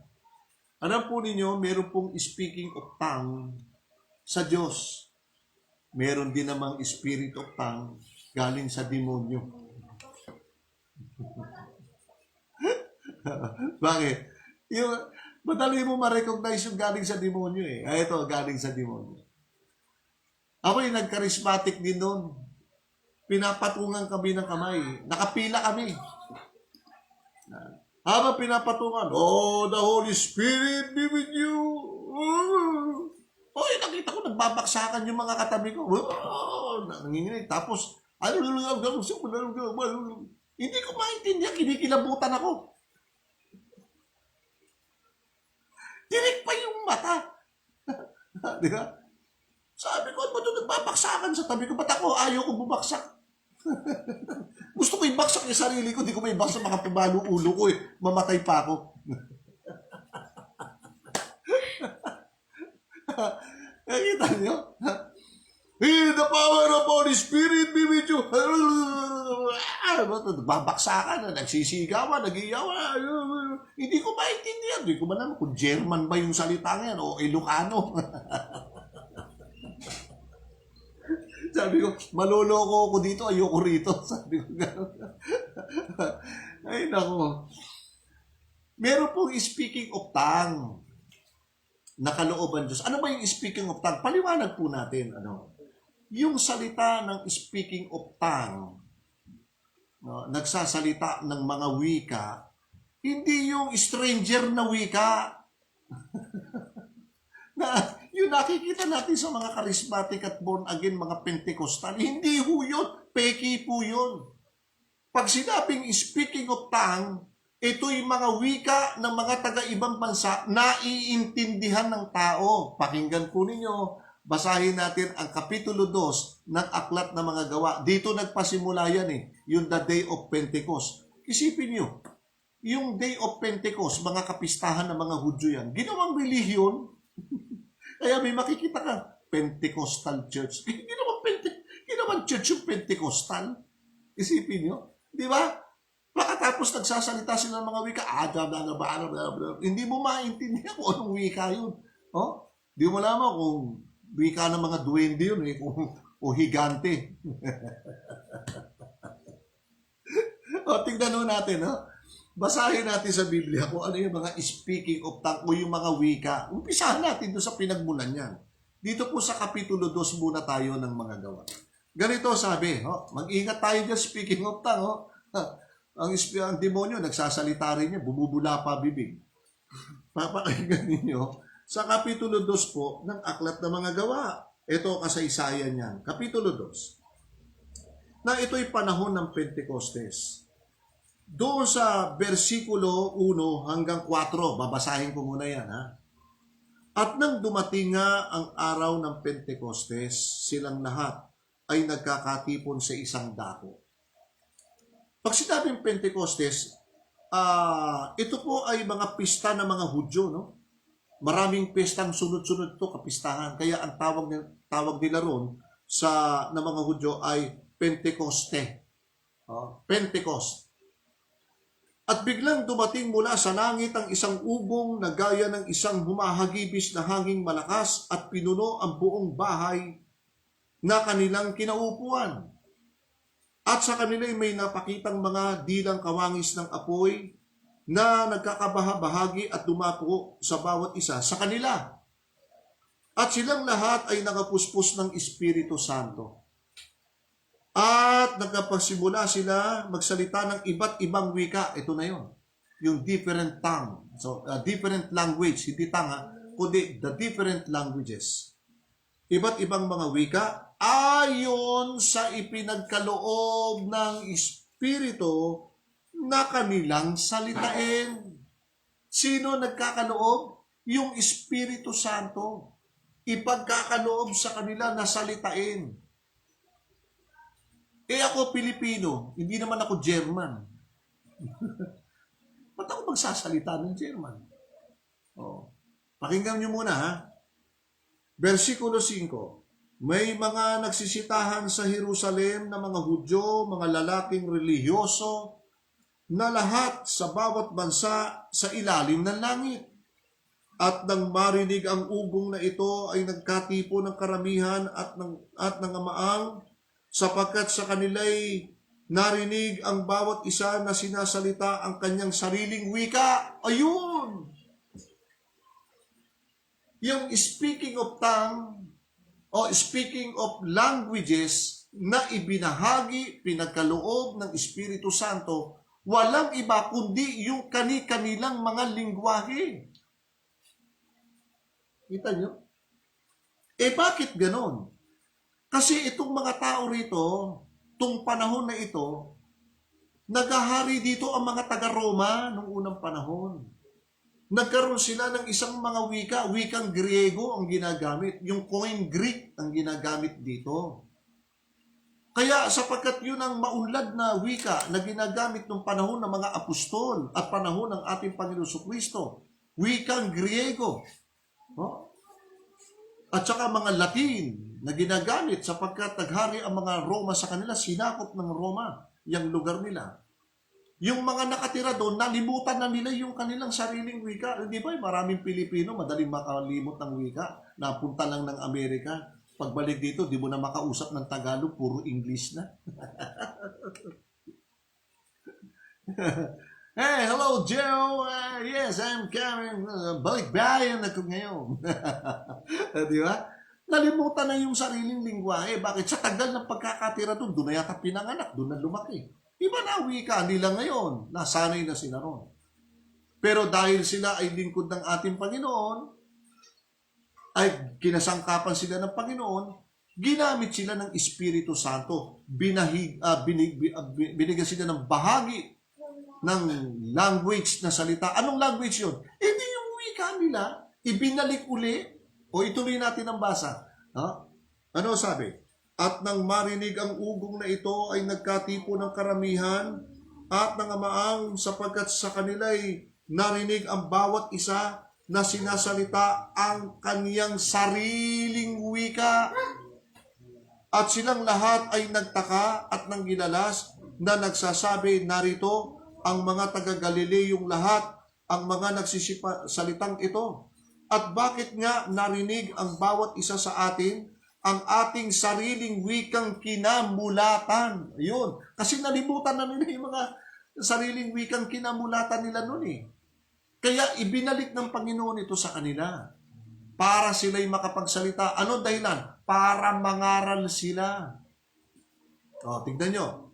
Ano-anong mga tao nakatira ngayon doon? Dito sa lugar ng Jerusalem. Ito ngayon. At bakit nga narinig ng bawat isa sa atin ang ating mga sariling wikang kinamulatan? Tayong mga taga-parto. O, mga Parthians, mga taga-parto. Sinasalita ng mga kaibigan natin yung wika natin na kinamulatan natin. At ano pa sabi? At mga taga-Medo, mga taga-Median. O, meron pala mga taga-Median na nakatira doon. Ibinalik sa kanila yung kanilang mga wika.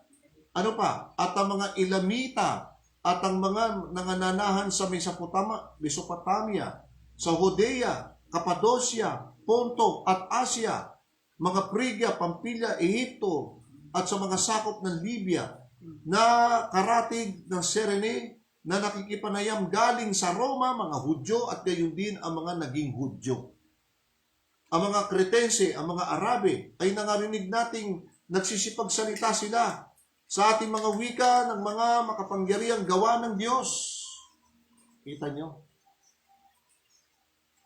Itong mga taong nagsalita ito ng mga iba't ibang wika, naiintindihan po nila. At yung mga at saka yung mga nakakarinig, doon sa nagtanong, yung mga nakarinig, naiintindihan nila yung mga languages na yon. Hindi stranger language. Hindi yung katulad nga sa panahon natin ngayon, may speaking of tongue, may iba't ibang wika, hindi natin maintindihan, hindi tayo magkaintindihan. Ano?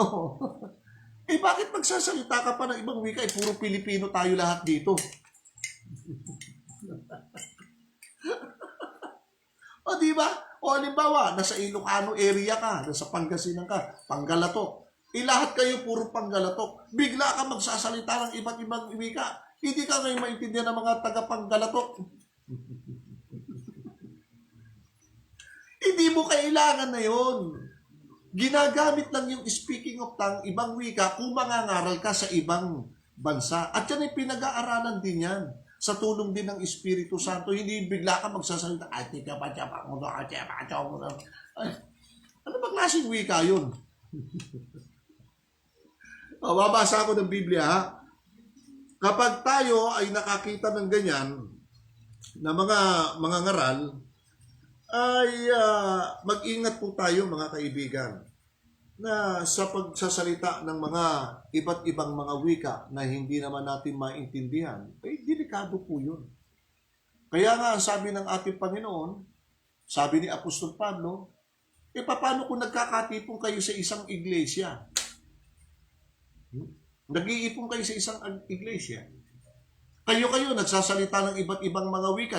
Kayo di rin kayo magkaintindihan ng mga wika.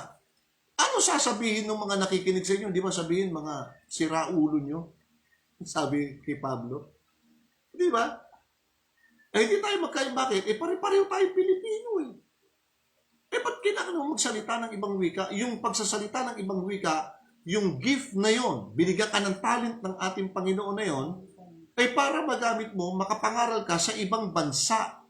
Translator ka. Hindi ba pagka mayroong mga Amerikano nagpunta sa Pilipinas, mga ngaral. Hindi naman marunong mag-Pilipino yung Amerikano eh. Di ba? Ladies and gentlemen, I would like to present to you something. Paano yung mga nasa probinsya natin di marunong English, hindi nakakaintindi? Meron tayong translator. Ayan. Sino yung translator? Di Pilipino na nakakaintindi ng ibang wika ng English. Yung sinasabi ng Amerikano, itatranslate ko ngayon sa Tagalog para maintindihan nung mga audience na Pilipino. Kita nyo? So, ganun lang po kasimple yun. Kaya yung mga born again ngayon, mga Pentecostal, yung mga naku, wag ko'y maniwala ron. Peki po yun. Sa ngayon, hindi na ho masyado kailangan yan, mga kaibigan. Bakit? Yung ating Biblia, babasahin ko sa inyo, ang Biblia po natin, mga kapatid, ay na-translate na po sa iba't ibang mga wika. Na-translate na po yan. At ang mga tao ngayon matatalino na. Ang Pilipino, mahuhusay na sa English, kahit Taglish eh. Kahit pabalubaluktot na English eh. Kaya ng Pilipino yan. Pilipino pa. Ang gagaling, di ba? Magagaling ang mga Pilipino. Ayan. So, mga kaibigan, yan po ang ating pahayag muna ngayon. Nais kong basahin doon sa isang nagtanong, ang wika ni Apostol Pablo, na ipangangaral niya ang salita ng ating Panginoon sa iba't ibang mga wika. At ang sabi ng sabi ni Apostol Pablo, upang ito ay maunawaan ng mga tao sa ibang mga lugar. So yan po ang ating pabalita ngayon, ang Kristo at ang kaligtasan. Ang kaligtasan po ay nasa ating Panginoong Hesukristo. Kung ang tao ay tatanggap at sasampalataya sa ating Panginoong Hesukristo, meron po tayong buhay na walang hanggan. Wala na po sa ibang relihiyon at wala sa ibang pangalan ang kaligtasan ng tao, kundi nasa pangalan po ng ating Panginoong Hesukristo. Tanggapin natin ang ating Panginoon bilang ating tagapagligtas, bilang tagapamagitan natin sa Diyos at sa ating mga tao.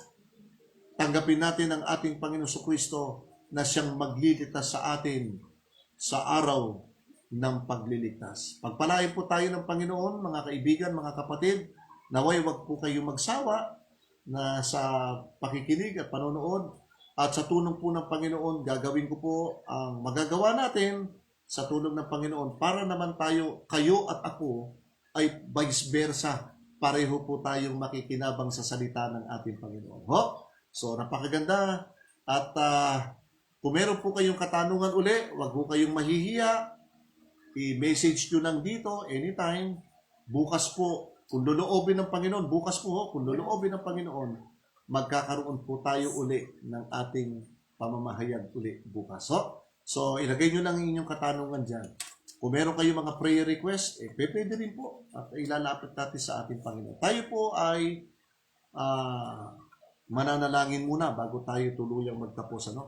Tayo manalangin. Ama naming Diyos, salamat po ng iyong patnubay sa amin. Salamat po sa lahat. At pangunawa, naway buksan niyo po ang aming mga puso't isipan.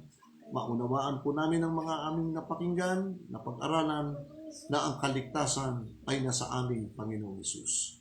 Patawarin niyo po muli kami sa aming mga pagkukulang sa pangalan ng aming Panginoong Hesus. Amen. Mga kaibigan, bago tayo tuluyang maghiwalay, nais ko munang batiin itong ating mga taga-subaybay na nagtiyaga, na nakinig ng 1 oras kalahati. Pag kayo naku, nakadalawa pala tayo, sabi ni Direktor. Sorry, Direk, sinabay kita. Ito, babatiin ko muna. Si Juanita Abot, ayan, si Maribeth, Combes, at ito, Panganduyon, Tanggaan, Constancio, live-in, KSA ba to? Sa Riyadh, Saudi Arabia. Ay, kapatid, kamusta ka dyan sa Saudi Arabia? Pagpalain ka ng Panginoon sa iyong pakikinig. Thank you so much sa inyong pagsubaybay. At kay Juanita Abot, kay Maribeth Combes, Espinosa, from Fanny, Laguna pala yun. Ako, usahin mo sulat mo, Direk, masisirmonan kita. Alright, si Nancy Nacional from Antipolo City. Uy, si Pastor Jomel Arsenal. Pastor, maraming salamat po sa iyong support, Si Aldrin Ruetas, Brother Aldrin, pagpalain ka ng Panginoon. Salamat sa iyo. Salamat ng marami. Magkikita tayo at minsan aanyayahan kita, Si Marites Hermosa ng Direk. Saitama, no? Kay ito hindi ko malilimutan ito. Si Brother Camacho. Brother Fernan, salamat sa iyo at sa tulong mo sa akin, ha? Thank you so much. Si Evelyn Silayan, ako, Sister Evelyn.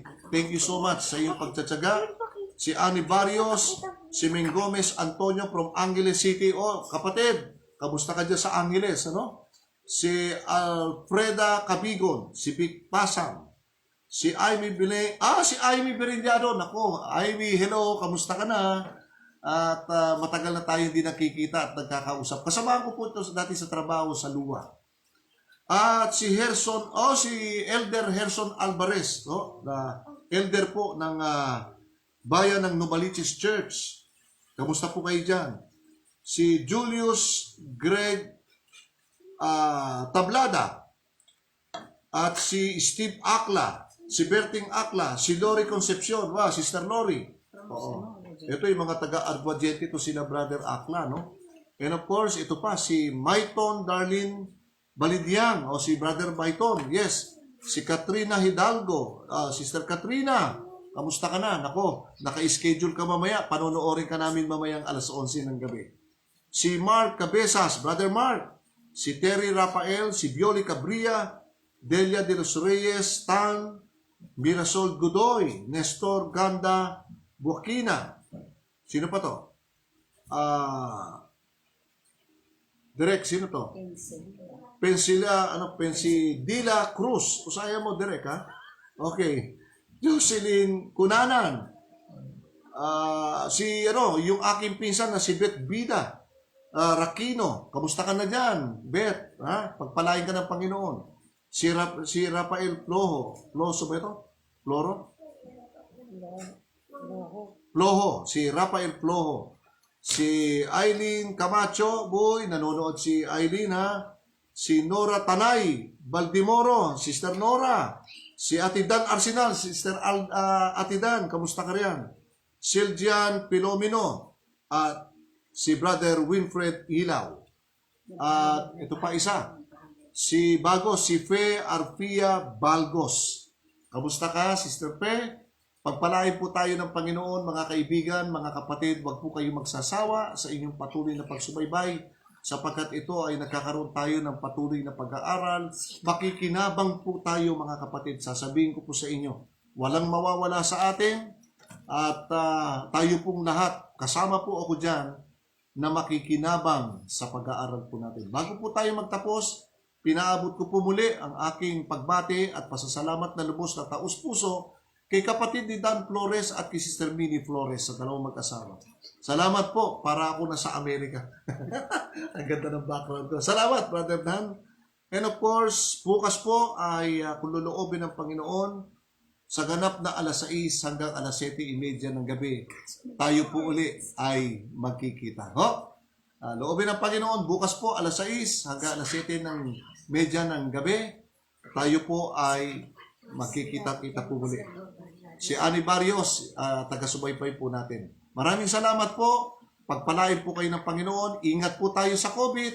Lagi po tayo mananalangin sa Panginoon. At higit sa lahat, huwag niyong kaliligtaan. Lagi po tayo magbabasa ng Biblia. Bigyan niyo po ng oras. Kahit 30 minutos o 1 oras, paglaanan po natin ng panahon ang pagbabasa ng Biblia. Pagpalain po tayo ng ating Panginoon. Salamat po.